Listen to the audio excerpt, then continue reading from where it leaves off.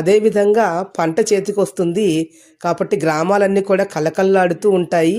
సంవత్సరం అంతా కూడా కష్టపడి పని చేస్తే వచ్చినటువంటి ఈ పంటని కుటుంబ సభ్యులందరూ కూడా సంతోషంగా స్వీకరించి తద్వారా ఈ పంటలో పాల్గొన్న తన ఇరుగు పొరుగు వారికి అలాగే గ్రామంలో ఉన్నటువంటి ఇతరత్రా ఉన్న ప్రజలందరికీ కూడా ఎంతో కొంత తమ వంతుగా సత్కరిస్తూ ఉంటారు. అన్ని వర్గాల ప్రజలు కూడా కలిసి చేసుకునేటువంటి ఒక మంచి పండుగ సంక్రాంతి పండుగ.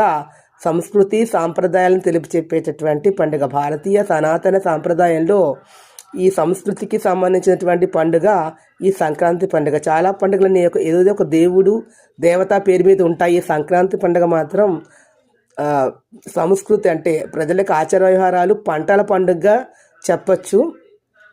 పంట చేతికొచ్చి ఆ సంతోషంతో కుటుంబ సభ్యులందరూ కూడా ఆ ధాన్యంతో పొంగలి వండి సూర్యనారాయణమూర్తికి సమర్పిస్తారు. అది పండుగ యొక్క సూర్య భగవానుడు వల్లే మనకి పంటలు పండుతున్నాయి కాబట్టి ఆ మనకి పంటలు ఇచ్చినటువంటి ఆరోగ్యప్రదమైన సూర్యనారాయణమూర్తికి మనం వర్షాలు బాగా పడాలని చెప్పి మళ్ళీ పంటలు బాగా పండాలి అని ఒక కృతజ్ఞతాపూర్వకంగా ఈ పొంగలు చేసి మకర సంక్రమణ రోజున మనకి అంటే ఉత్తరాయణ పుణ్యకాలానికి ఆహ్వానం పలుకుతూ ఉంటాము. అది పండుగ యొక్క పరమార్థము. ఆ రోజుని కొత్త ధాన్యంతో మనం చేసుకుంటాము.